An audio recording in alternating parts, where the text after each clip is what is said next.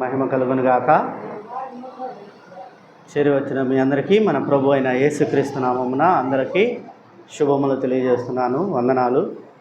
ప్రియులారా, గత ఆదివారం ధ్యానించిన రీతిగానే దేవుడు ఈరోజు నా ద్వారా మీ కొరకు సిద్ధపరిచిన మూలవాక్యము యోహాను సువార్త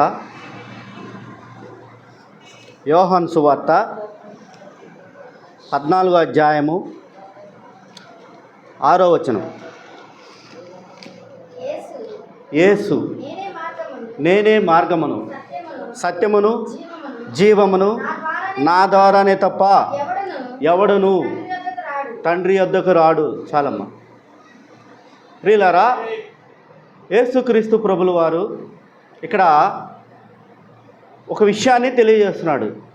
నేనే మార్గము, నేనే సత్యము, నేనే జీవము, నా ద్వారా తప్పించి ఎవడు నా తండ్రి వద్దకు వెళ్ళడు. ఈ వాక్యము నాకు ఎందుకు వచ్చిందంటే, ఆదివారం ఇక్కడ వాక్య ప్రసంగం చేశారు, ఇంటికి వెళ్ళాను. తర్వాత ఆ రోజు మామూలుగానే ఉంది. తర్వాత నెక్స్ట్ వీక్ ఏం చెప్పాలి అని అనుకుంటా ఉన్నా. ఫిలోమోనుకు రాసిన పత్రిక చెప్దాం అనుకున్నా. కాదు, తర్వాత ఎందుకో అవ్వలేదు. తర్వాత మరి ఏం చెప్పాలి అనుకుంటా ఉన్నప్పుడు బస్సులో ఒక థాట్ వచ్చింది. దేవుడు నేనే మార్గం, యేసుక్రీస్తు నేనే మార్గము సత్యము జీవం అన్నాడు కదా, అసలు ఆయన ఎట్టా మార్గం అయ్యాడు? నాకు డౌట్ వచ్చింది. ఎలా మార్గం అయ్యాడు అన్నది డౌట్ వచ్చింది. డౌట్ వచ్చి ఇక లేఖనాలని పరిశోధించడం మొదలుపెట్టాను. దేవుడు ఎలా మార్గాన్ని, యేసుక్రీస్తు ప్రభులు వారు సర్వశక్తిమంతుడైన దేవుని దగ్గరికి పాపులమైన మనవల్ని, పాప శరీరము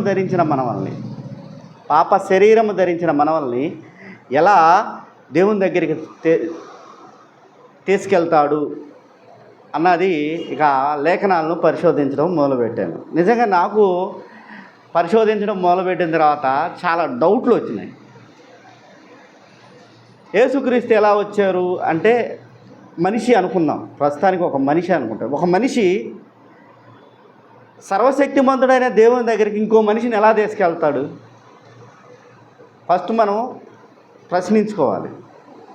ఒక మనిషి దేవుని దగ్గరికి ఇంకో మనిషిని ఎలా తీసుకెళ్ళగలడు? ఆయనకి ఏదో అతీంద్రియ శక్తులు ఉంటే తప్పించి కంటికి కనిపించని ఆ వ్యక్తి, అంటే మా సామాన్య మానవుడికి కలిగిన శక్తి కన్నా ఈయనకి ఇంకా ఎక్కువ శక్తి కలిగి ఉండాలి. దేవుడు ఎలాంటి వాడు? పరిశుద్ధుడు.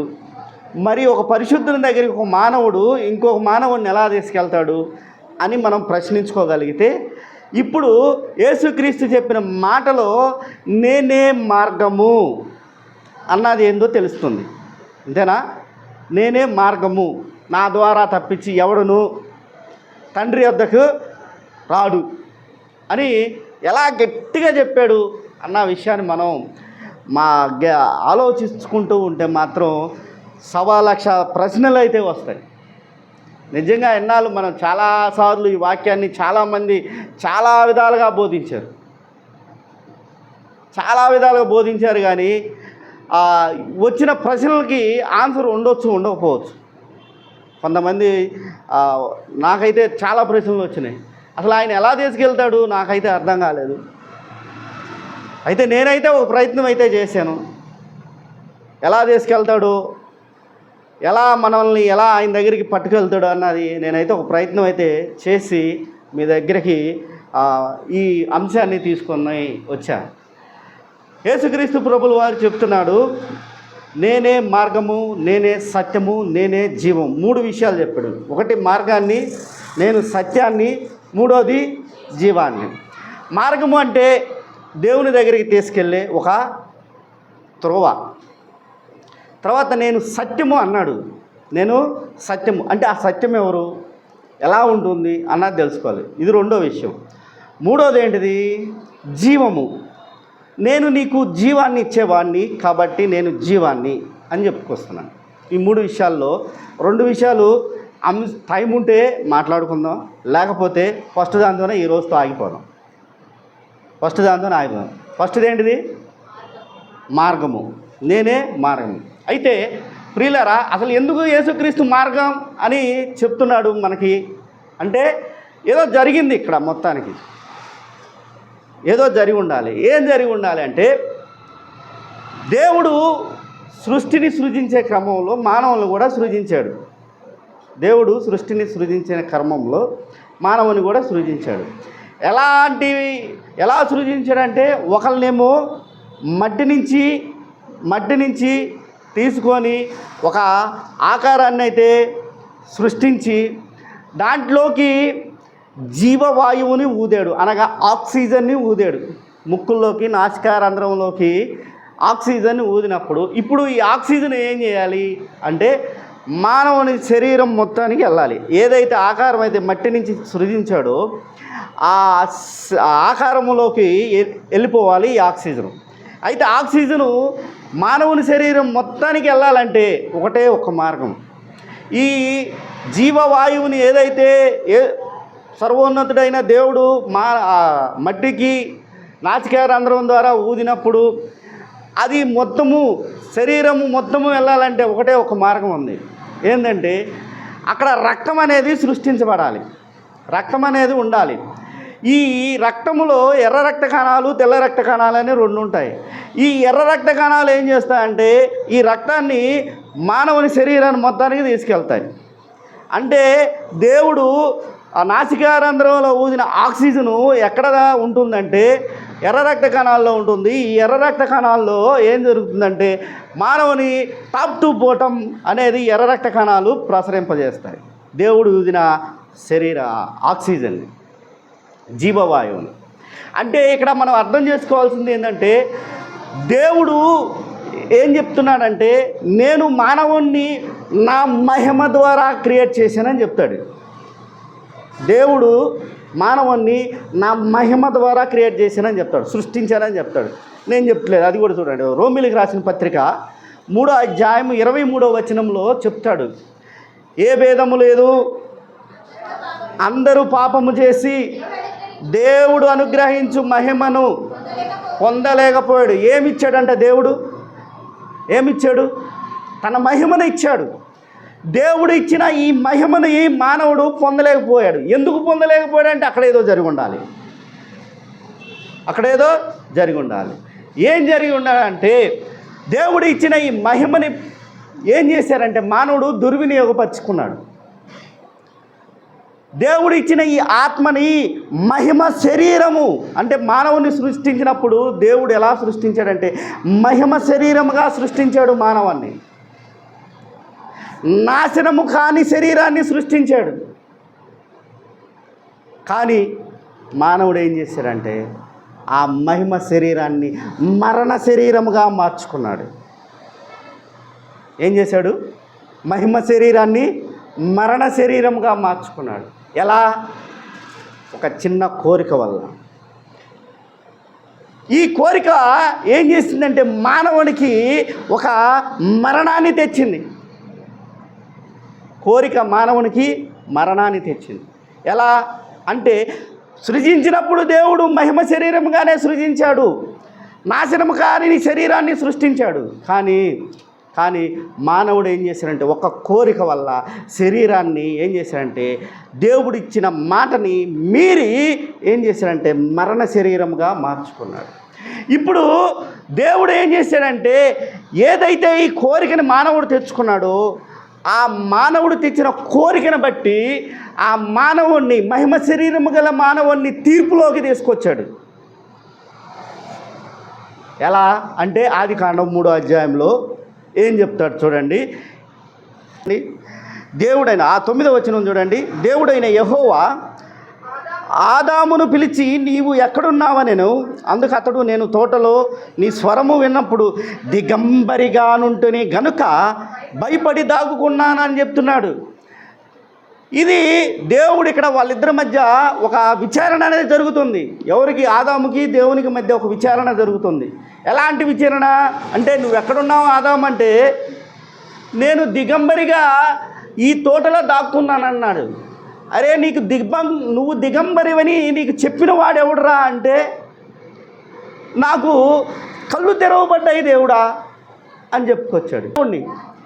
ఈ విచారణ అనేది ఎందుకు వచ్చిందంటే దేవుడు ఇచ్చిన మహిమ శరీరాన్ని మానవుడు పాడు చేసుకున్నాడు. ఎలా అంటే కోరిక వల్ల, ఒక కోరిక వల్ల. అవ్వ ఏం చేసింది? తినొద్దన్న పండును తిని, ఆమె తిని ఆయన పక్కనున్న ఆయనకి తీసుకొచ్చి ఇచ్చింది. ఆమె పక్కనున్న ఆయనకి తీసుకొచ్చి ఇచ్చింది. ఇద్దరు తిన్నారు. ఆయనకు కూడా కోరిక ఉందో లేదో మనకు తెలియదు, కానీ ఆదాముకు ఉందో లేదో మనకు తెలియదు, కానీ అవ్వకైతే కోరిక ఉంది. ఆ కోరికను బట్టి ఆదాముని పాపంలోకి లాక్కుంది. అంటే దాని అర్థం ఏంటంటే మహిమ శరీరము కలిగిన ఆదాముని తీసుకెళ్ళి మరణ శరీరము కలిగిన ఆదాముగా మార్చి పనొచ్చింది. ఇదంతా ఎందుకంటే కోరిక వల్ల. ఈ కోరిక ఏం చేసిందంటే మానవుణ్ణి తీర్పులోకి తీసుకొచ్చింది. ఎవరి తీర్పులోకి తీసుకొచ్చింది అంటే దేవుని తీర్పులోకి తీసుకొచ్చింది. సో తీర్పులోకి తీసుకొచ్చినప్పుడు దేవుడు ఏమని చెప్తున్నాడు తెలుసా? ఒకసారి అదే ఆదికాండం చూడండి. అదే ఆదికాండము 3వ అధ్యాయం 22వ వచనం చూసినట్లు, అప్పుడు దేవుడైన యెహోవా ఇదిగో మంచి చెడ్డలను ఎరుగునట్లు ఆదాము మనలో ఒకటి వంటి వాడాయను కాబట్టి అతడు ఒకవేళ తన చేయి చాచి జీవవృక్ష ఫలములు తీసుకొని తిని నిరంతరము జీవించునేమో అని దేవుడైన యెహోవా ఏ నేల నుండి తీయబడినో దాన్ని సేద్యపరచుటకు ఏదేను తోటలో నుండి అతన్ని పంపివేశాను. తర్వాత ఆయనకి మరణాన్ని కూడా కలుగు చేశాడు. ఎందుకు ఇక్కడ మనం జనరల్గా ఇప్పుడు తిన్నాడు, పండు తింటే ఏమైంది, నష్టం ఏంటిది అంటే మహిమ శరీరాన్ని పాడు చేసుకున్నాడు. ఇప్పుడు పాడు చేయడం ఎలా పాడు చేశాడంటే ఆజ్ఞ మీరాడు కాబట్టి, దేవుడు ఇచ్చిన మాటని మీరాడు కాబట్టి మీరి ఏం చేశాడంటే తీర్పులోకి వచ్చాడు. ఇప్పుడు తీర్పు ఎందుకు జరిగిద్దంటే తప్పు చేస్తే తీర్పు జరిగిద్ది, తప్పు చేయకపోతే తీర్పు జరగదు. ఎవరికైనా తీర్పు ఎందుకు వస్తున్నాయి? పాపము చేస్తే, ఎవడన్నా తప్పు చేస్తే తీర్పు అనేది జరుగుతుంది. తప్పు చేయకపోతే తీర్పు లేదు ఎవడికి కూడా. అప్పటిదాకా ఏదైనా తోటలో ఉన్న ఆదాము వాళ్ళకి తీర్పు లేదు. ఎప్పుడు తీర్పు వచ్చిందంటే పండు తినటం వల్ల. పండు ఎందుకు తినొద్దంటే అది తినొద్దు అని చెప్పాడు. ఎందుకు తినొద్దంటే అది మళ్ళీ వేరే విషయం. ఆ వేరే విషయం, ఆ పాయింట్ వేరే విషయంలో మాట్లాడదు. ఇప్పుడు పాపం తప్పు చేసినప్పుడు తీర్పులోకి వచ్చినప్పుడు తీర్పు దేనివల్ల వస్తుందంటే చేసిన తప్పును బట్టి వస్తుంది. ఇప్పుడు దేవుడు ఆ తప్పులు అలాగే ఉండవచ్చు కానీ మనం అనుకోవచ్చు. ఎవడని చాలామంది ఏమనుకున్నారంటే తింటే ఏమైద్దా అని అడుగుతారు. తింటే ఏమైద్ది? ఏదైతే చేయొద్దన్నాడు అదే పనిని చేసి ఏం చేశాడు? దేవుని మాటని కాదన్నాడు. అంటే ఏంటి? దేవుని మహిమను పొందడానికి వీడు ప్రయత్నించారు. ఎవరు? ఆదాము అవ్వలు దేవుని మహిమని పొందడానికి అక్కడ యెషయా భక్తుడు ఏం చెప్తాడంటే, యెషయా భక్తుడి ద్వారా దేవుడు ఏం చెప్తాడంటే, నా నామానికి తప్పించి వేరెవరికి కూడా నా మహిమను నేను ఇవ్వను, విగ్రహాలకి చెందనివ్వను, నాకు రావాల్సిన స్తోత్రములు విగ్రహాలకు చెందనివ్వని చెప్పినప్పుడు అంటే నా నామంలోనే మహిమ ఉంది కాబట్టి ఆ మహిమని ఎవరికి ఇవ్వను అని చెప్తున్నాడు దేవుడు. ఎందుకంటే మహిమా స్వరూపుడు, సర్వశక్తిమంతుడు కాబట్టి. ఇప్పుడు ఏం జరుగుతుందంటే ఇక్కడ తీర్పులోకి వచ్చాడు. తీర్పులోకి వచ్చినప్పుడు ఆ తీర్పు ఎందుకు జరిగింది? తప్పు చేసిన వాళ్ళ తప్పు అలాగే వదిలేస్తే ఇంకా జీవవృక్ష ఫలాలు తీసుకొని తిని అదే తప్పుని మళ్ళీ రిపీట్ చేస్తూ దేవునికి వ్యతిరేకంగా బతుకుతాడు. కాబట్టి ఏం చేశాడు దేవుడు? ఈ పాపం చేసిన వానికి ఎక్కడో చోట ఎండబెడాలి, ఒక ముగింపు అనేది ఇవ్వాలి. ఆ ముగింపుని ఎలా ఇచ్చాడంటే మరణం అనే దాన్ని పెట్టాడు. లేకపోతే అసలు అక్కడ యాక్చువల్గా వాళ్ళకి మరణం రావాల్సిన అవసరం కూడా లేదు. మళ్ళీ ఎక్కడ ఏదైనా తోటలో పరలోక రాజ్యంలోనే ఉండనిస్తే ఆ జీవవృక్ష ఫలాలు తిని మళ్ళీ అదే పాపంలో అదే తప్పులు చేస్తూ నాకు వ్యతిరేకంగా బతుకుతారు అని ఏం చేశారంటే వీళ్ళకి ఎండ్ కార్డ్ అనేది పడాలి. చేసిన తప్పుకి ఏం చేశారంటే తీర్పు న్యాయాన్ని ఎలా ఇచ్చాడంటే మరణం రూపంలో ఇచ్చాడు. మరణం అంటే ఏంటిది? మళ్ళీ ఇక్కడ క్వశ్చన్ చేసుకోవాలి. మానవుడికి కలిగిన మరణం అంటే ఏంటిది అంటే, దేవుడు ఏదైతే మనకి జీవవాయువుని ఇచ్చాడో ఆ జీవవాయువు ఎక్కడ ఉంటుందంటే రక్తంలో ఉంటుంది. జీవవాయువు ఎక్కడ ఉంటుంది? రక్తంలో ఉంటుంది. ఇప్పుడు అదే రక్తాన్ని తీసివేయటం మరణం అంటే. జీవవాయువుని తీసేసాడంటే ఆ రక్తాన్ని తీసివేయాలి. అప్పుడు ఏమవ్వాలి? జీవవాయువు ఎక్కడుంది? రక్తంలో ఉంది. ఇప్పుడు ఆ రక్తాన్ని తీసివేస్తే మళ్ళీ మానవుడు ఏమైపోయినట్టు? ఏమవుతాడు? ఏ మట్టి నుంచి అయితే తీసాడో అదే మట్టిగా తయారవుతాడా లేదా? మట్టి నుంచి మానవుని ఆకృతి ఎక్కడి నుంచి వచ్చింది? మట్టి నుంచి వచ్చింది. కాబట్టి ఆ మట్టికి జీవం ఎలా కలిగింది? ప్రభువుల వారు ఊదిన జీవవాయువు. ఆ జీవవాయువు ఎలా ఉంది? మానవుల్లో రక్తంలో ఉంది. ఆ రక్తాన్ని తీసివేస్తే కలిగేది మరణమే. అనగా అది ఏమవుతుంది? మళ్ళీ మట్టిగా మారిపోతుంది. అది దేవుడు విధించిన తీర్పు. ఎవరికి? మానవుని. కాబట్టి ఇప్పుడు ఈ మరణాన్ని తప్పించుకోవాలి. ఎవరు? దేవుడిచ్చిన తీర్పు మానవుడికి మరణం. మానవుడు ఇప్పుడు ఏం చేయాలి? ఈ మరణాన్ని నుంచి తప్పించుకోవాలి. తప్పించుకునే మార్గం ఏంటిది? అని మళ్ళీ మనం క్వశ్చన్ చేసుకోవాలి. దేవుడు ఏం కావాలన్నాడు? నేను ఇచ్చిన నీ మహిమ శరీరంలో నుంచి నీకు మహిమ శరీరం ఎలా వచ్చిందంటే నా జీవవాయువు నీలో ఉంది కాబట్టి నా జీవవాయువుని నీలో నుంచి తీసివేస్తున్నాను. కాబట్టి నువ్వు మరణమైపోతావు అని ఏం చెప్తున్నాడు? దేవుడు అక్కడ మరణాన్ని తీసుకొచ్చాడు. ఇప్పుడు ఆ మరణాన్ని నుంచి తెప్పించుకోవాలంటే, అనగా మళ్ళీ మానవుడు దేవుని యొక్క మహిమ శరీరాన్ని పొందాలంటే మళ్ళీ ఏం చేయాలి? ఏం చేయాలి? ప్రియులారా, ఇక్కడ చాలా క్వశ్చన్స్, ఒకదాని ఒక క్వశ్చన్ వేసుకుంటే దానికి ఆన్సర్ వచ్చే లోపల ఇంకో క్వశ్చన్ వస్తుంది, దానికి ఆన్సర్ వచ్చేలేక ఇంకో క్వశ్చన్ వస్తూ ఉంటుంది. దేవుడు ఊరికనే తీర్పు తీర్చలేదు.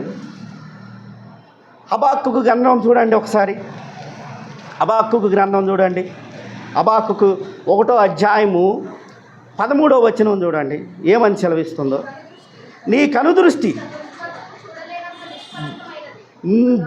దుర్మార్గాన్ని చూడలేనంత నిష్కలంకమైనది. దేవుడి కనుదృష్టి, దేవునిది కన్నులు దుర్మార్గాన్ని చూడలేవు. కాబట్టి ఏం చేయాలి అంటే ఆయన తీర్పుని తీర్చాలి. ఈ విషయాన్ని ఎక్కడ చెప్తాడంటే చూడండి ఒకసారి యోహాను సువార్త 4వ అధ్యాయము 24వ వచనం కానీ చూసుకున్నట్లయితే, దేవుడు ఆత్మ కనుక ఆయనను ఆరాధించువారు ఆత్మతోనూ సత్యముతోనూ ఆరాధించాలి అని చెప్తాడు. ఇప్పుడు దేవుడు ఆత్మ అయిన వారిని ఏం చేయాలంటే ఆత్మతోనూ సత్యముతోనూ ఆరాధించాలని చెప్తున్నాడు. ఇప్పుడు ఈ ఆత్మ అయిన దేవునికి ఆయన ఇచ్చిన రక్తం ఏం చేసుకుంటాడు? ఏ రక్తాన్ని ఇచ్చాడు అదే రక్తాన్ని మళ్ళీ తీసుకోవాలనుకుంటున్నాడు. అంటే మానవునికి మరణ శిక్షని విధించాడు. ఆ రక్తం తీసుకొని ఏం చేసుకుంటాడు అంటే ఇక్కడ మనం అర్థం చేసుకోవాల్సింది ఏంటంటే, ఒకసారి అపోస్తుల కార్యాలను చూడండి. కొలస్సీలకు రాసిన పత్రిక 1వ అధ్యాయం 19వ వచనం చూడండి 20. ఆయన యందు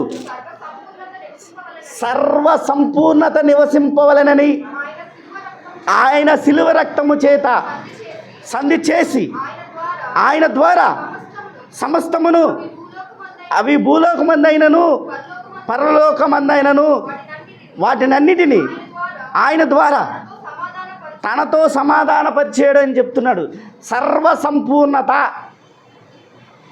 ఏమన్నాడు? సర్వసంపూర్ణత అంటే 3 విషయాలు ఉన్నాయి సర్వసంపూర్ణతలో. 1 ఆత్మ ఉన్నది, 2 న్యాయం ఉన్నది, 3 ప్రేమ ఉన్నది. దాన్నే సర్వసంపూర్ణత అంటారు. దేవుని యొక్క న్యాయము, దేవుని యొక్క ఆత్మ, దేవుని యొక్క ప్రేమ, ఈ 3టిని కలిపి ఏమంటామంటే సర్వసంపూర్ణత అంటాడు. దేవుని ఆత్మ మనలో ఉండాలన్నా, దేవుని న్యాయం మనలో ఉండాలన్నా, దేవుని ప్రేమ మనలో ఉండాలన్నా మనం ఏం చేయాలంటే దేవుని కట్టడాలు ఏదైతే కట్టడం ఇచ్చాడో ఆ కట్టడాన్ని మనం నిలబెట్టాలి. దేవుని న్యాయము, ఎందుకంటే ఇక్కడ మళ్ళీ మనము హబక్కూకు గ్రంథం కానీ వెళ్ళినట్లయితే ఆయన కన్నులు ఏం చెప్తున్నాయంట, దుర్మార్గాన్ని చూడలేవు. కాబట్టి ఇక్కడ ఆదాము తప్పు చేశాడు. చేసిన తప్పుని ఏం చేశాడంటే తీర్పులోకి తీసుకొచ్చాడు. అంటే ఆయన న్యాయము ఏం కోరిందంటే ఆదాము మరణాన్ని కోరింది. ఆయన న్యాయము ఏం కోరింది? ఆదాము మరణాన్ని. ఎందుకు మరణాన్ని కోరిందంటే ఇంకా ఉంచితే ఈ ఏదైనా తోటలోనే ఉంచితే ఆ జీవవృక్ష ఫలాలను తీసి మనిషి చావకుండా పాపము చేసి పాపములోనే జీవిస్తాడు అన్న బాధతో ఏం చేశాడంటే ఆయన్ని తీసుకెళ్ళి దేనికి అప్పచెప్పాడు? మరణానికి అప్పచెప్పాడు.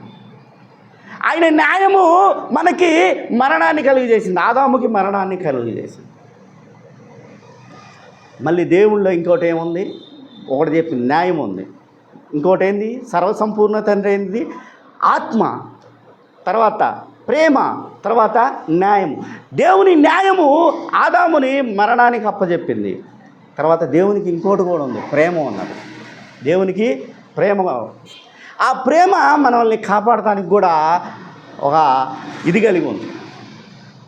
దేవునికి ఉన్న ప్రేమ మన మీద, ఎందుకంటే దేవుడు లోకముని ఎంతో ప్రేమించెను, కాగా తన అద్వితీయమైన కుమారుణ్ణి మనకి అనుగ్రహించాడు. మన యొక్క తప్పులను బట్టి తన అద్వితీయమైన కుమారుణ్ణి, అద్వితీయుడు అంటే ఆయన లాంటి వ్యక్తి రెండో లేడు. అంటే అండి అటువంటి వ్యక్తి లేడు అని అర్థం. యేసుక్రీస్తు లాంటి వ్యక్తి లేడు అని అర్థం. అంతటి శక్తివంతమైన కుమారుణ్ణి మనకి అనుగ్రహించాడు. ఎలా అంటే ఆదాము తెచ్చుకున్న తీర్పుకి న్యాయము ఏంటంటే మరణము. ఆ మరణాన్ని తప్పించే వ్యక్తిని మనకి దయచేశాడు. ఇది ఉపోద్ఘాతం. ఇది మాటకి నేను మార్గము అంటే యేసుక్రీస్తు మార్గము అంటే ఎలా అయ్యాడంటే అక్కడ ఆదాము చేసిన తప్పు, అతిక్రమము, దేవుని మాట అతిక్రమము తీర్పులోకి రాబడిన తీర్పు ఎలా వచ్చిందంటే, దేవుని జడ్జిమెంట్ ఎలా వచ్చిందంటే మరణంగా వచ్చింది. ఇప్పుడు దేవుని న్యాయము ఆదాముకి మరణాన్ని కలుగజేస్తే ఇప్పుడు దేవుని ప్రేమ ఏం చేస్తుందంట, ఆ మరణం నుంచి మనల్ని తప్పించడానికి ప్రయత్నిస్తూ ఉంటుంది. అందువల్ల ఇదే దేవునికి ఉన్న సర్వసంపూర్ణత అంటాము. సర్వసంపూర్ణత అంటే దేవుని యొక్క ఆత్మ ఉంటుంది, దేవుని యొక్క ప్రేమ ఉంటుంది, దేవుని యొక్క న్యాయము ఉంటుంది. దేవుని న్యాయము ఏం చేస్తుందంటే మరణానికి అప్పచెప్పింది. దేవుని ప్రేమ ఏం చేస్తుందంటే ఆ మరణము నుంచి మనల్ని తప్పించే మార్గాన్ని చూపిస్తుంది అంట. ఏం చేస్తుంది దేవుని ప్రేమ? ఆ మరణాన్ని నుంచి తప్పించే మార్గాన్ని మనకి దయచేస్తుంది. మరి ఆత్మ ఏం చేస్తుంది? ఎప్పుడైతే ఆదాము కలిగిన మరణాన్ని నీవు మళ్ళీ తీసివేసి దేవుని ఆత్మని మళ్ళీ లోపలికి తెచ్చుకుంటావు, అనగా దేవుని యొక్క జీవవాయువుని మళ్ళీ లోపలికి తెచ్చుకుంటావో నువ్వు ఏమవుతావు అంటే మహిమ శరీరాన్ని ధరుస్తావు. ఏం చేస్తాడంట? మహిమ శరీరాన్ని ధరుస్తాడు. కాబట్టి దేవుడు మనల్ని సృజించినప్పుడు మహిమ శరీరము కలిగిన వారిగానే సృజించాడు. కానీ మానవుడు దాన్ని ఏం చేశాడు? క్షయమైన శరీరముగా మార్చుకున్నాడు. ఎందుకు అంటే కలిగిన కోరికను బట్టి దాన్ని ఏం చేశాడంటే క్షయమైన శరీరంగా మార్చుకొని దేవుణ్ణి మనలో నుంచి తీసివేశాడు, దేవుని ఆత్మని మనలో నుంచి తీసివేశాడు. ఇప్పుడు ఏ ఆత్మ అయితే మానవుడు తన మరణము ద్వారా తనలో నుంచి తీసుకున్నాడో అదే ఆత్మను రావాలంటే, మళ్ళీ మహిమ శరీరముగా మార్చబడాలంటే, ఆదాము యొక్క శరీరము మహిమ శరీరముగా మార్చబడాలి అంటే ఇప్పుడు మళ్ళీ ఏం చేయాలి? దేవుని ఆత్మని తీసుకురావాలి. ఆత్మని ఎప్పుడైతే తీసుకొస్తామో అప్పుడు ఏమవుతుంది? మనలో దేవుని యొక్క ఆత్మ రక్తము రూపంలో ఏం చేస్తుందంట? మనలో ప్రసరించి మనకి జీవాన్ని కలుగు చేస్తుంది. రక్తం లేకపోతే ఏమైద్ది? ఏమ్మా స్వీటీ, ఏమైద్దమ్మా? ఒంట్లో రక్తం లేకపోతే ఏమైద్ది? కలిగేది ఏంటిది? ఆక్సిజన్ సప్లై ఉండదు, ఒళ్ళు మొత్తం ఏమవుద్ది, నిర్జీవం అయిపోద్ది, కదలదు, చనిపోయిన లెక్క. ఏ రక్తాన్ని అయితే తీసుకున్నాడో ఆ రక్తం ద్వారా నిన్ను బతికించాలనుకుంటున్నాడు దేవుడు తన ప్రేమతో. కానీ నువ్వు తప్పు చేస్తే మాత్రం ఊరుకోడు, న్యాయంలోకి తీసుకొస్తాడు, నిన్ను తీర్పులోకి తీసుకొస్తాడు. తీర్పులోకి తీసుకొచ్చి దేవుని యొక్క న్యాయాన్ని నీ ఎడల బయలుపరచుతాడు. ఎలా బయలుపరిచాడు? తప్పు చేసిన వాడికి మరణాన్ని కలిగింది.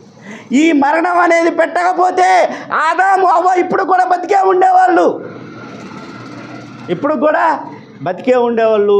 ఆ జీవవృక్ష ఫలాలు తీసుకొని తిని పాపములోనే జీవిస్తూ ఉండేవాళ్ళు దేవునికి వ్యతిరేకంగా. అర్థమైందా లాజిక్? అర్థమైందా? ఇప్పుడు దేవుణ్ణి మన దగ్గరికి తీసుకురావాలి అనగా క్షయమైన శరీరానికి మహిమ శరీరము తీసుకురావాలంటే ఏదో చేయాలి. అప్పుడు దానికి పాత నిబంధన గ్రంథం ఒక సొల్యూషన్ అయితే పెట్టింది.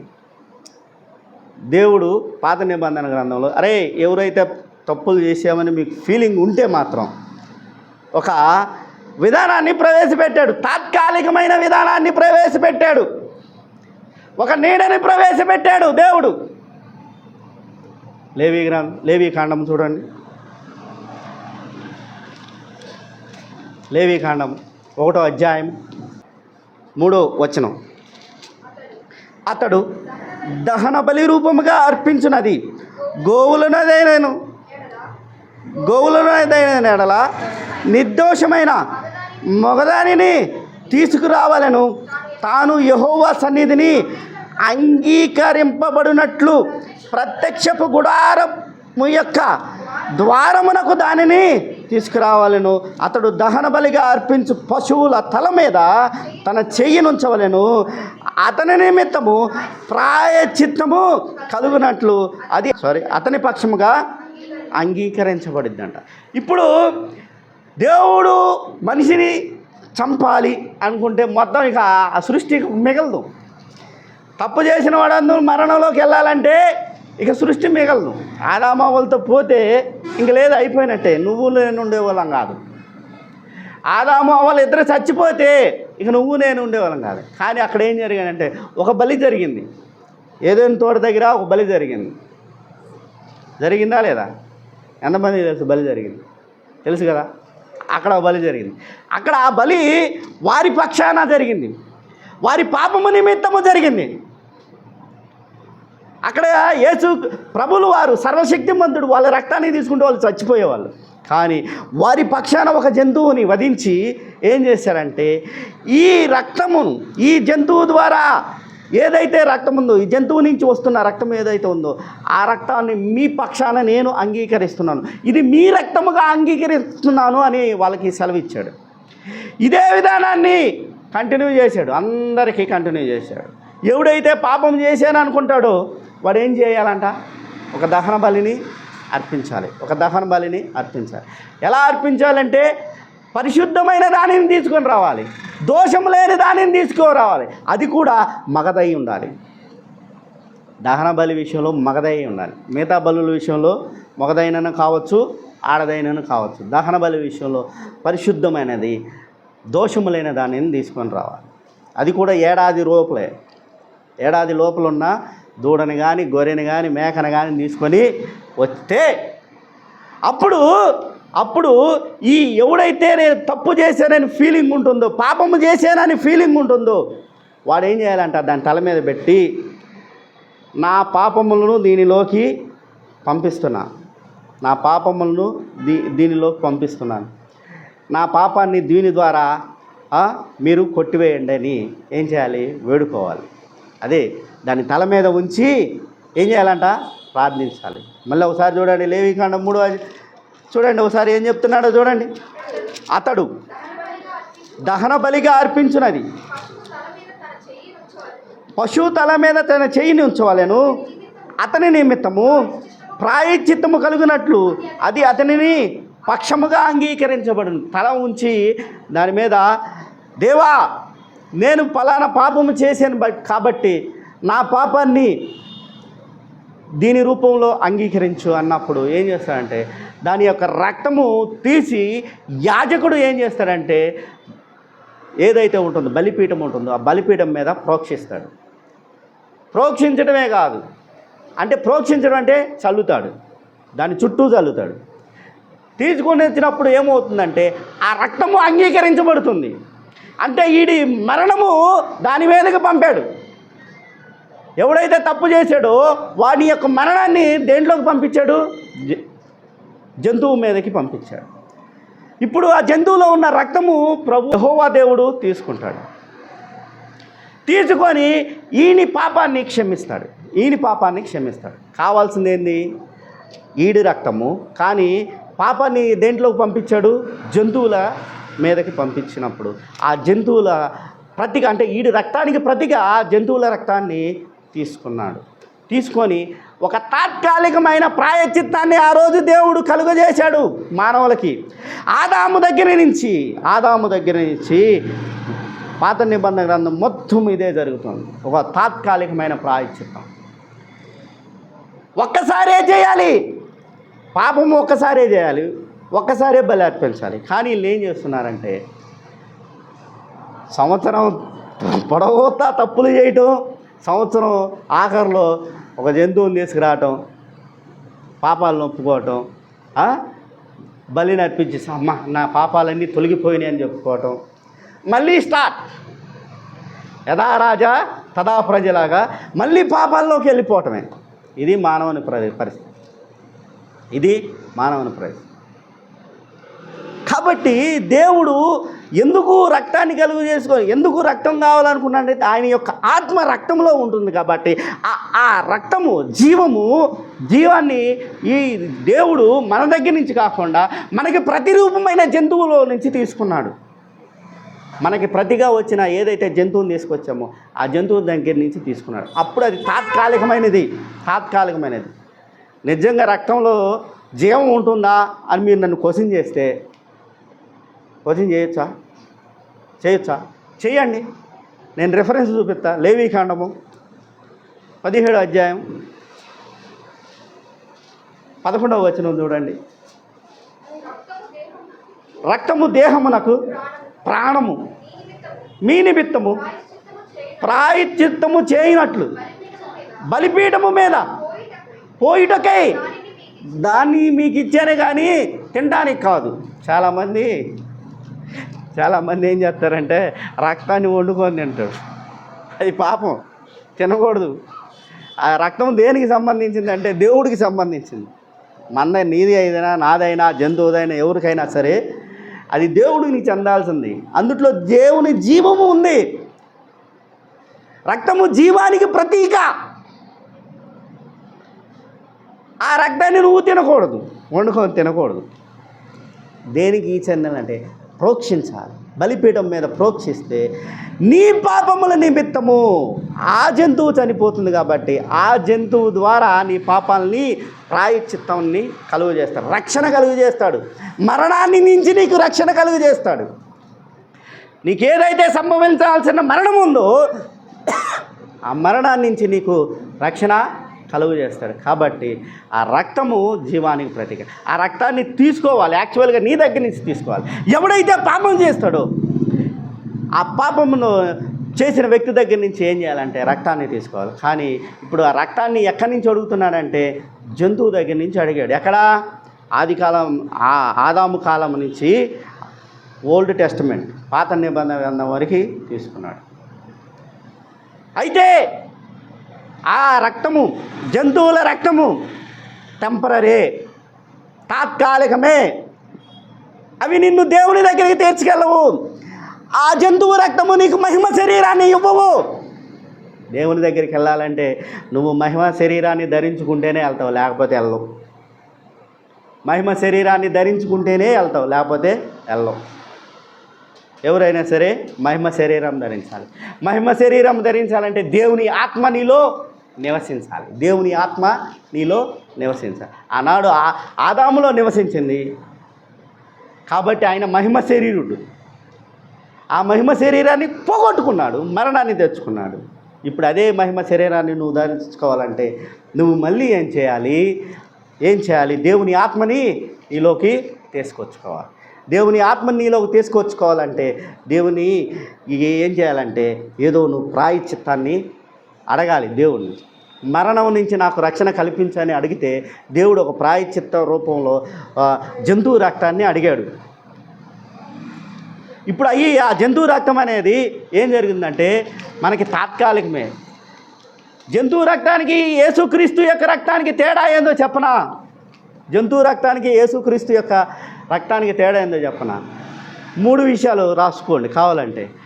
అంశము లేకపోతే మూలము, జంతువు రక్తము, యేసు రక్తము ఏం చేస్తుందన్నది చెప్పండి. జంతువు ఎలా ఉండాలి? పాపము లేనిదై ఉండాలి. యేసు రక్తము యేసు రక్తం ఎందుకంటే యేసుక్రీస్తు వారు దేవుని కుమారుడు. ఇది ఒకటో విషయం.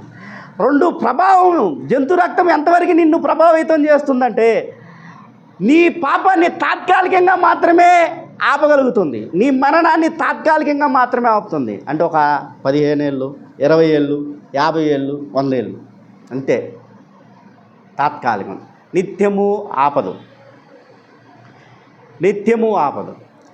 కానీ యేసుక్రీస్తు రక్తము ఏం చేస్తుందంటే మనని పాపాన్ని మనం సంభవింపబోతుందో ఆ మరణాన్ని నుంచి మనల్ని శాశ్వతంగా రక్షిస్తుంది.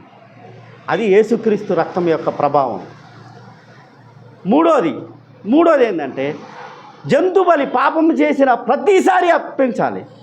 కానీ యేసుక్రీస్తు యొక్క రక్తము ప్రతిసారి అర్పించనక్కర్లేదు. ఒక్కసారి అర్పించాడు. ఆ రక్తాన్ని నువ్వు విశ్వసించా. ఆ దేవుడు ఏం చెప్తానంటే ఇది నీ కొరకు చిందింపబడుతున్న నా నిబంధన రక్తము అని నువ్వు నమ్మాలి. అదే దేవుడు మన ఎడల చూపిన ప్రేమ. అదే దాన్ని ఏమంటామంటే దేవుని కృప. దేవుని కృప వల్ల మనం విశ్వాసులుగా తీర్చబడము, నీతిమంతులుగా తీర్చబడుతుంది. అది నువ్వు చేయాలి. తర్వాత జంతువు రక్తము మనకి బాహ్య శుద్ధి మాత్రమే కలుగు చేస్తుంది. జంతు రక్తము మనకి బాహ్య శుద్ధి కలుగు చేస్తుంది. కానీ యేసుక్రీస్తు యొక్క రక్తము మనకి ఎలాంటి శుద్ధిని కలుగు చేస్తుందంటే ఆంతరిక శుద్ధిని కలుగు చేస్తుంది. విశ్వాసం అనేది మనకి ఆంతరిక శుద్ధిని కలుగు చేస్తుంది. లాస్ట్గా ఏంటిదంటే ఫలితం ఏమొస్తుందంటే తాత్కాలిక ప్రాయశ్చిత్తం జంతు రక్తం ద్వారా కలిగితే నిత్య విమోచన అనేది యేసుక్రీస్తు రక్తం ద్వారా కలుగు చేయబడుతుంది. ఇది విషయం.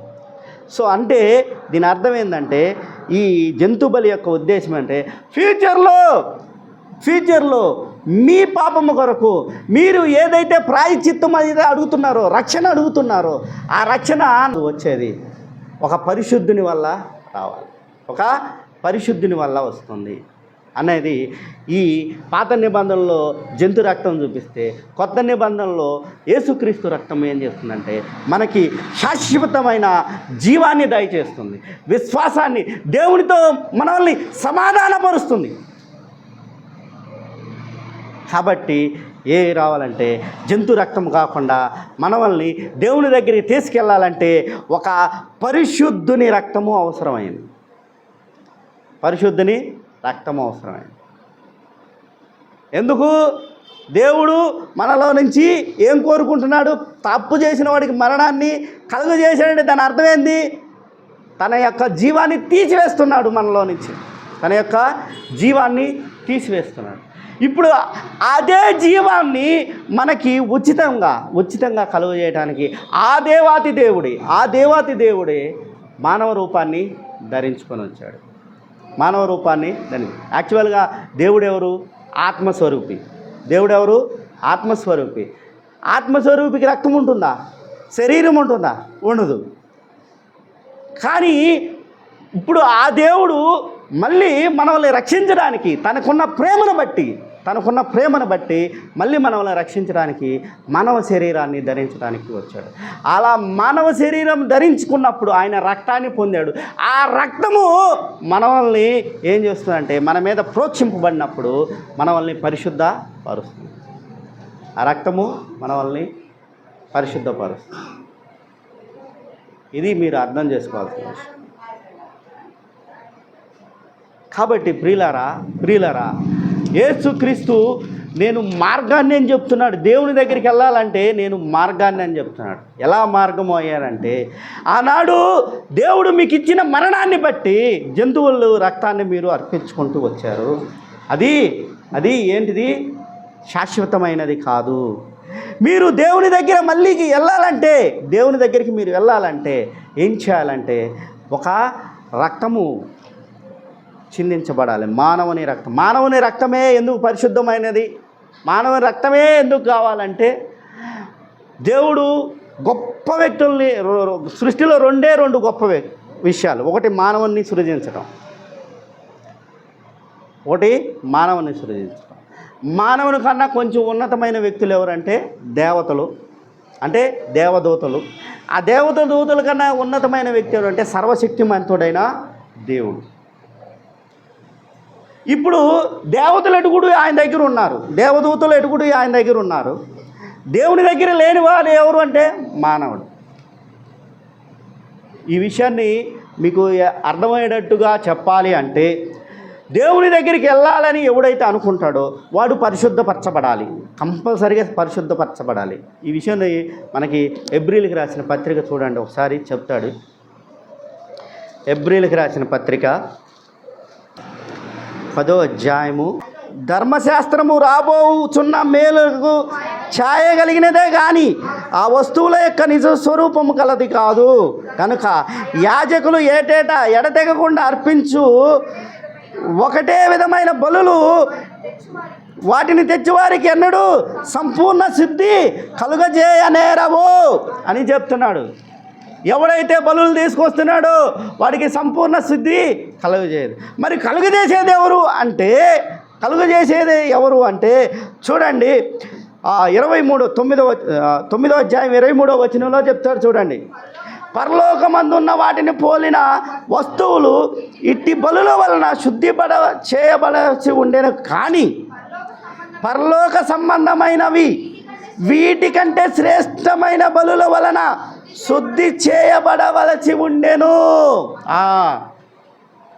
వస్తువులు ఈ జంతువుల రక్తం ద్వారా పరిశుద్ధపరచబడతాయేమో కానీ పరలోక సంబంధం మళ్ళీ చదవండి, పరలోక సంబంధమైనవి అనగా పరలోక సంబంధమైన ఏంటి?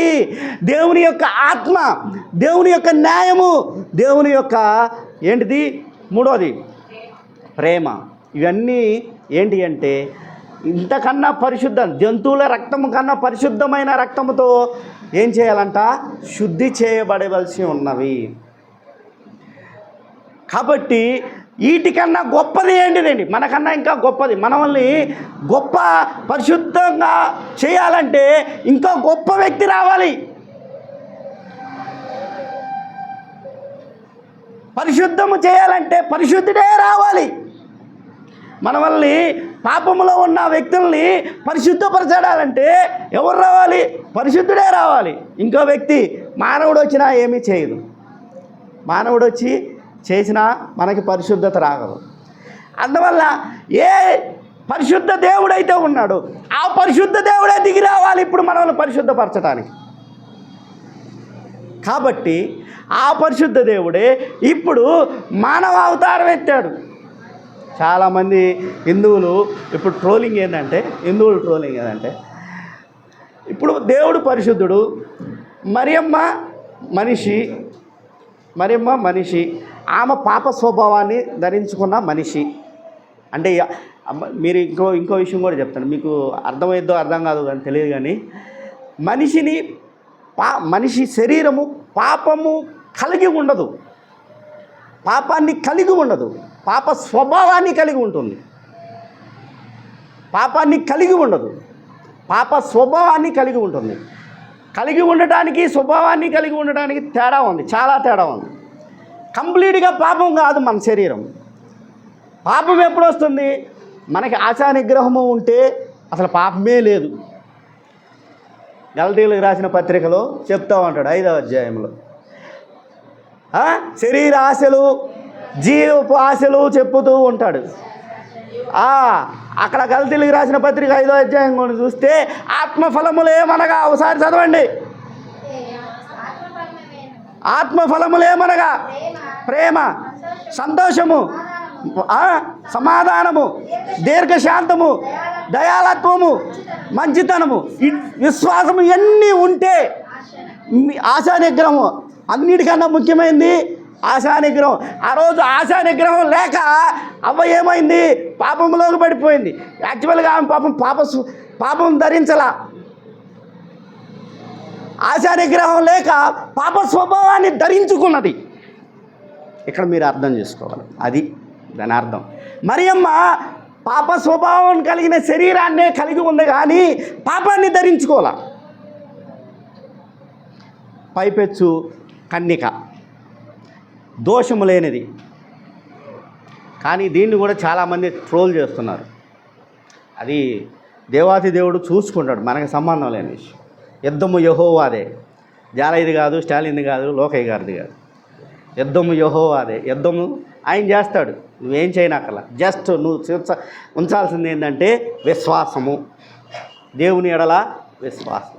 ఎన్ని కష్టాలు కలిగినా దేవుని ఎడల నువ్వు విశ్వాసం అనేది సడలకుండా ఉండాలి. ఇప్పుడు విషయం ఏంది? మరియమ్మ పాప స్వభావం కలిగిన శరీరాన్ని ధరించుకుందే కానీ పాపాన్ని కలిగి లేదు.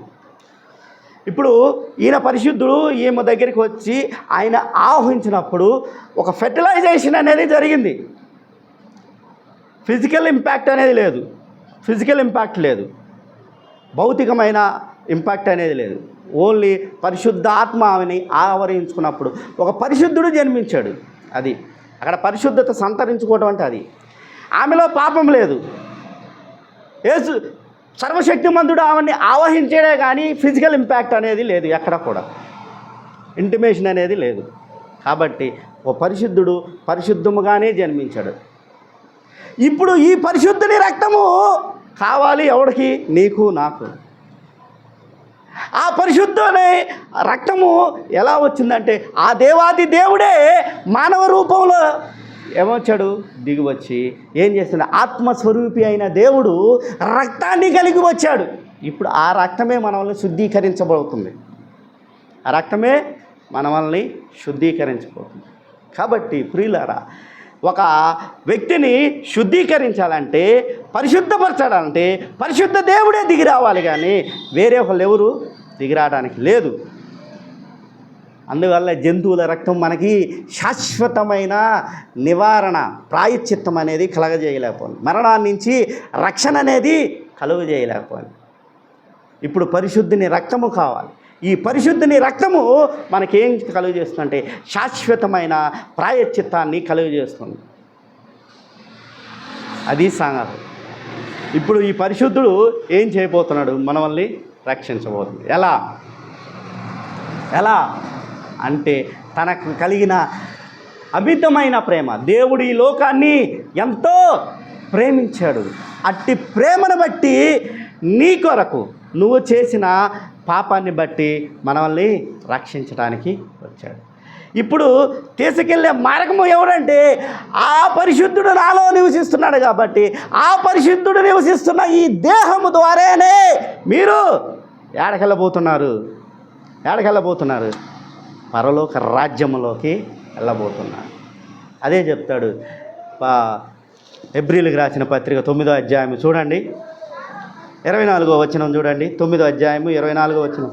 అందువలన నిజమైన పరిశుద్ధ స్థలమును పోలి హస్తకృతమైన పరిశుద్ధ స్థలములలో క్రీస్తు యేసు ప్రవేశింపలేదు. కానీ ఇప్పుడు మన కొరకు దేవుని సమ్ముఖమందు కనపడుటకు పరలోకమందుకే వెళ్ళాడు. హస్తకృతమైన పరిశుద్ధ స్థలంలోకి వెళ్ళలేదు. హస్తకృతం అంటే చర్చిలోకి కాదు వచ్చింది. నిన్ను తీసుకెళ్ళడానికి చర్చిలోకి రాలా. నిన్ను నన్ను తీసుకెళ్ళడానికి ఏకంగా దేవుని సముఖమందు నిన్ను నన్ను నిలవబెడటానికి ఏకంగా అక్కడికి వెళ్ళాడు. ఎలా? తన పరిశుద్ధతని సంతరించుకొని. కాబట్టి ఈ పరిశుద్ధిని రక్తమే నీకు కావాలి. కాబట్టి ఆ మార్గము ఈయనే. ఆ మార్గము ఈయన. 51 చూడండి, 27:51. అప్పుడు దేవాలయపు తెర పైనుంచి కింది వరకు రెండుగా చిరిగిపోయిందంట.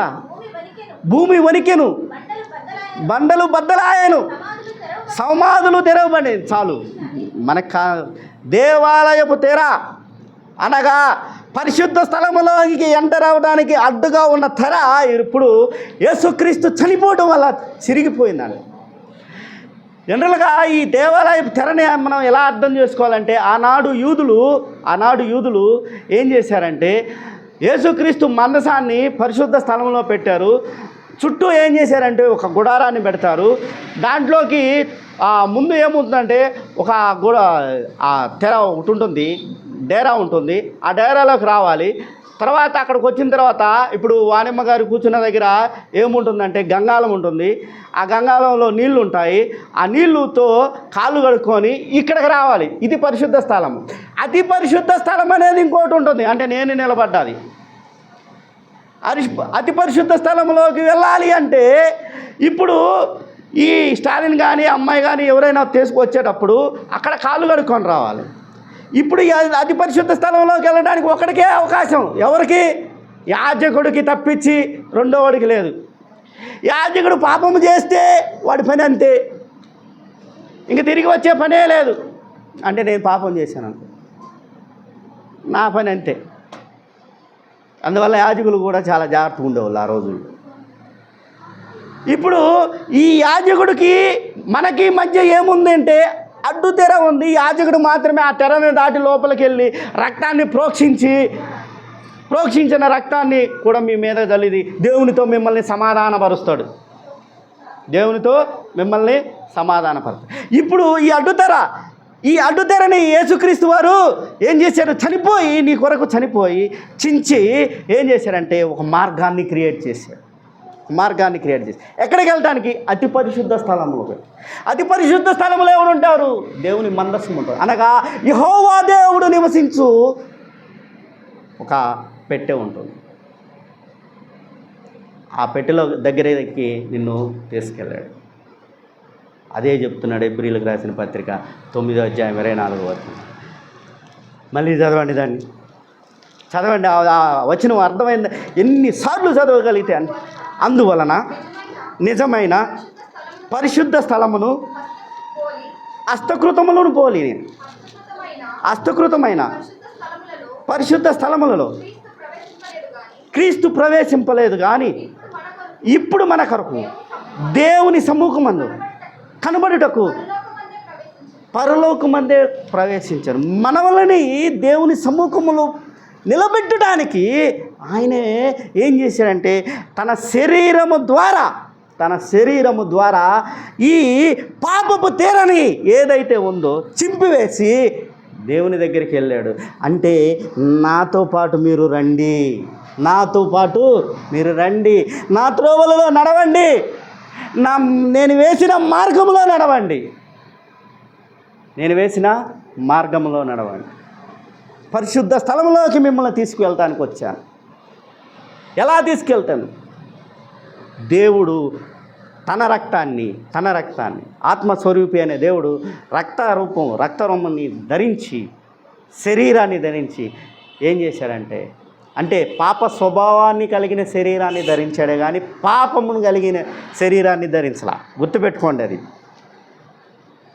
అక్కడ అపోస్తులైన భక్తుడు ఏం చెప్తాడంటే, పౌలు గారు ఏం చేశాడు అంటే, రోమీయులకు రాసిన పత్రిక 8:3 కానీ చూసినట్లయితే, శరీరము అనుసరింపక ఆత్మను అనుసరించి నడుచుకొను మనమందు ధర్మశాస్త్ర సంబంధమైన నీతి విధి నెరవేర్చబడవలనని పాప పరిహారము నిమిత్తము దేవుడు తన సొంత కుమారుని ఇదిగో అండర్లైన్ చేసుకోండి. పాప శరీరాకారము, పాపమును ధరించిన శరీరము కాదు. ఇంగ్లీష్లో ఏముంది?